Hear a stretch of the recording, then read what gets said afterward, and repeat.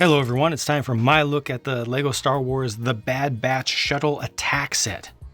Actually, JANG? The Bad Batch Attack Shuttle Set. How very JANG is that? So this set comes with the main shuttle, 2 speeders, and then most of the core crew of the Bad Batch show. The shuttle has no landing gear per se, so when it's on the ground, it's really on the ground.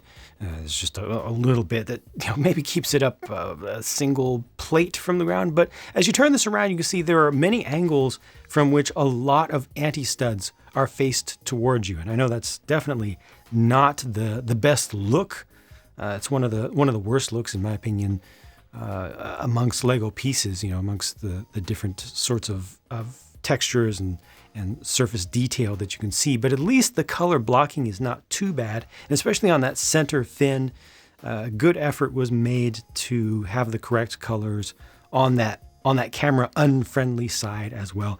Honestly, doesn't bother me on this as much as it does on some other things, and it doesn't seem to bother me as much as it has bothered some other fans. But still, it's definitely not the ideal, again, surface texture for anything in LEGO.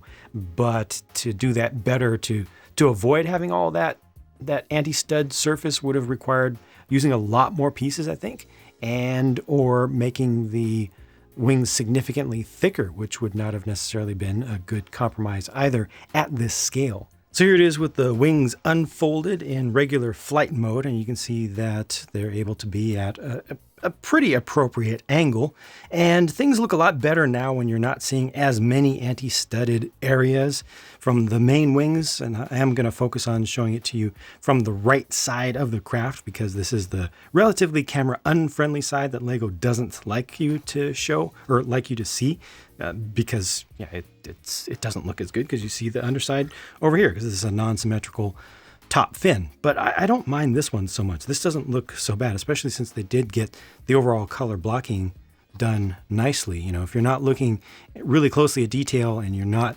seeing the light reflecting just perfectly from the side, put that at some distance. That looks pretty good. To me, that doesn't look so bad. This is the worst part, just right back here.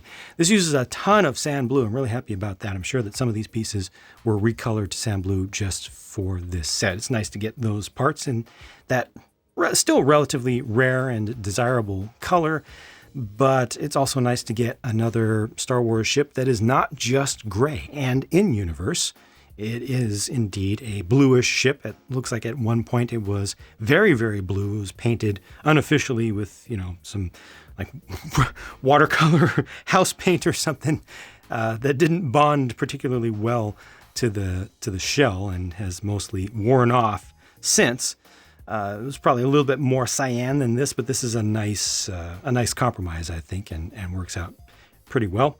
This does have 2 spring-loaded shooters. Watch out for those because they are very easy to accidentally actuate on the underside because of these long tails that stick out quite a bit. But you can always just not arm those. Just don't put them in the first place. And you can angle the wings any kind of way you want. They don't have any particular stoppers to prevent you from doing something weird. Like you can do this, which is it's a thing.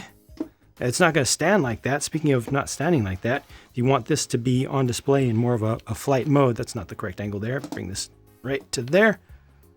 That's not going to happen. It's going to just collapse. This doesn't include a stand, and it doesn't include any way to get this to be displayed in its flight mode. My least favorite thing here, as has been the case since I saw the first pictures of this, is the print for the windows.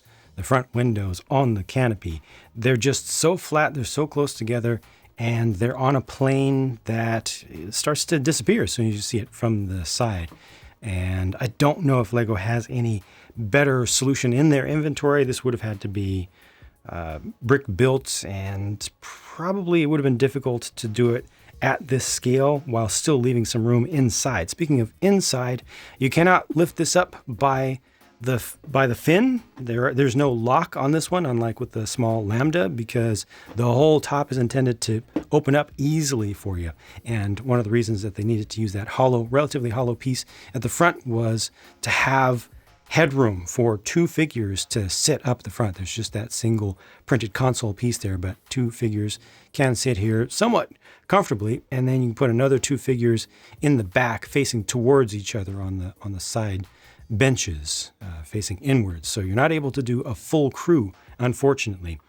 It's possible with some modification you could get this to work. Since you can't lift the thing from here anyway, it's not so important that this be super strong in here. You could have it set up to just be liftable, but also there's this space towards the front, which is potentially usable for custom modification. They've got a clip there to put a minifig accessory, but all of this also flips up like so to give you a little bit of extra space there. So I can see some possibility of removing all of that and turning that into a seat for an additional appropriate member.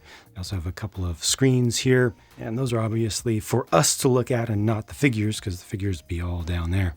Since I did mention my least favorite area of the shuttle, I wanted to put a little bit of focus on my most favorite area back here with the engines. These actually are adjustable little bits here, and they've got stickers on each of the wing pieces. There's also the point defense cannon set up there in the middle. You can turn these side to side a little bit for what little that is worth, but I appreciate the detail there, and I appreciate the shaping around the back. This looks relatively good.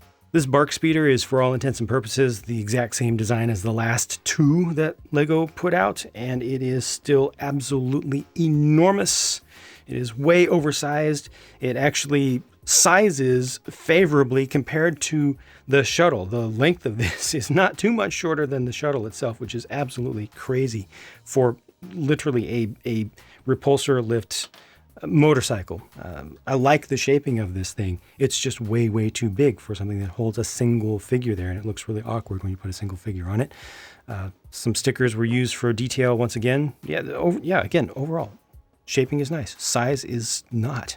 This, on the other hand, I like. In-universe is called a Rawlings TK5 speeder, and its proportions are much, much closer to realistic, and they're much more sensible for LEGO scale. This looks pretty respectable. Again, I like to see some different colors. I like to see some different shaping and everything. You know, a lot of speeders have been based on the same concepts. This one is again, but changes them up a little bit and looks exciting enough to me. Doesn't try to force in any, it's got the clip on the back to hold onto a minifig accessory again. Doesn't try to force in any action features or anything. I think this just looks nice. Happy about it. The last build in the set is Gunky, the Gonk droid, which is a simple one, but you know I like my Gonks, so I have to give props to this, and especially its very deluxe dark pearl gray or gunmetal gray colored studs for the legs. Yes, in universe, this specific Gonk is brownish in color, but I don't know if LEGO's nice, vibrant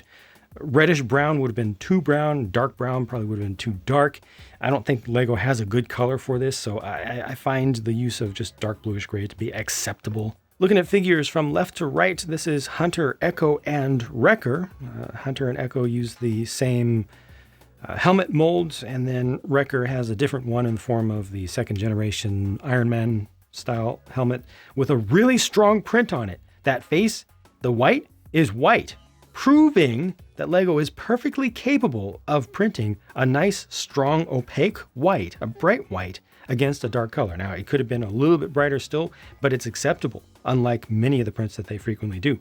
Speaking of prints, I think that the designs on all of these look really good to me. I'm pretty happy with the torsos and the hips and the legs. It's just that Wrecker in universe is a significantly larger character, so they just put the armor piece on him to make him look a little bit more beefy and changed up the helmet, which doesn't really help that much.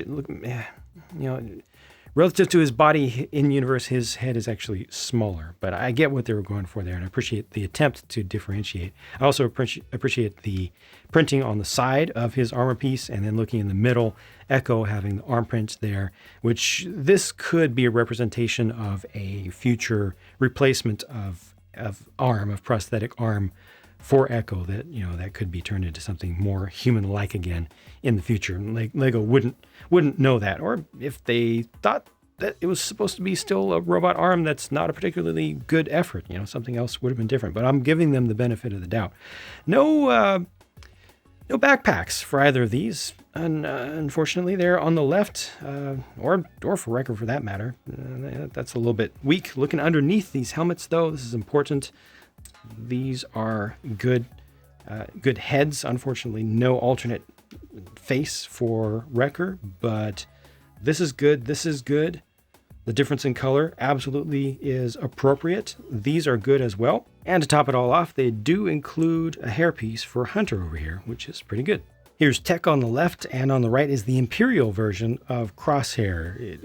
It's quite possible that we won't get an original Republic version of Crosshair because, well, as soon as the show started, it's a little bit late to worry about spoilers now. LEGO already spoiled this before the show even came out. But yeah, we probably won't be seeing a figure for that. It's too obscure now. They did a lot of work for that Tech, though, including giving him an actual backpack. Thank you. They could have done that for the others too. You know, even in such a simple form, it's a nice thing. But then the dual molded helmet for him is pretty special. You know, there's a lot of detailing there. I don't like the depth of it, and I don't like to see his eyes or his goggles, visor, inner glasses behind there. But yeah, it looks a little bit wonky to me. But everything else print-wise is pretty good here. And underneath, looking at that face. Looking at this face, those are both pretty good. They also give us a hairpiece for Tech. So we've got the non-visor version of him. And this is his hairpiece, which makes him look a little bit like a Ghostbuster, a little bit too much, just with a little bit more skin tone, maybe with a tan. But I don't think they have a more appropriate hairpiece right now. I don't know if that's the best color, though. These are the spare and leftover parts, including the one print from the Tech backpack, and this is what the sticker sheet looks like when it's done. I paid $100 US for the set. Comes with a little less than 1,000 pieces. Price to part ratio looks fine.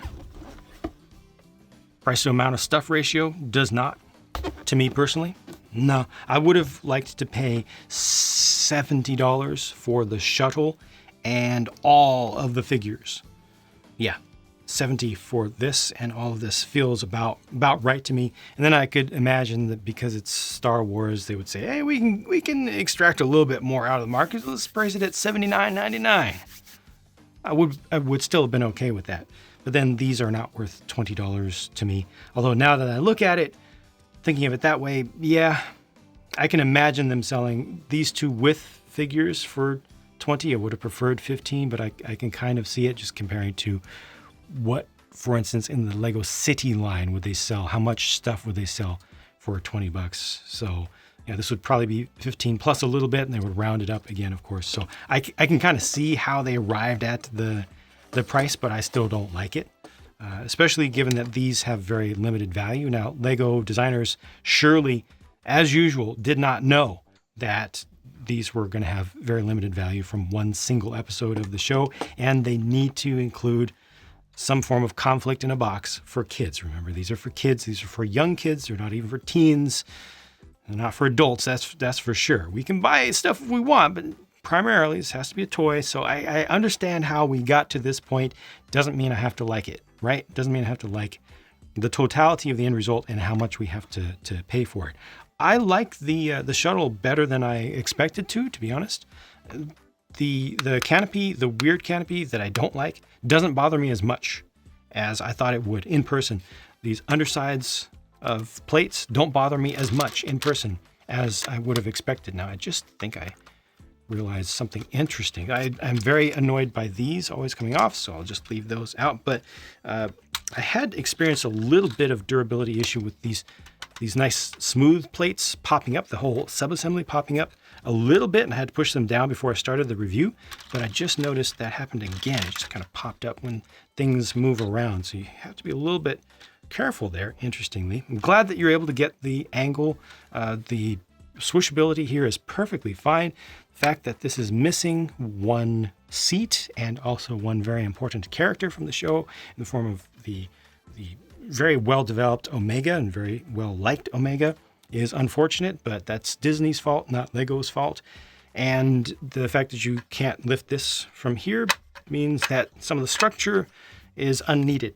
So they could have left space for one more figure to fit inside. Overall, I'm not mad at the set. Just very unhappy with the price. And yeah, where's Omega? Hopefully we will get Omega eventually. Pretty much it for my thoughts. So let me know what you think in the comments. Thank you for watching. Appreciate your time. Hope this was useful for you, and I'll talk to you again soon. Actually, JANG. Actually, JANG. Actually, JANG. That is the jangiest it gets, chat.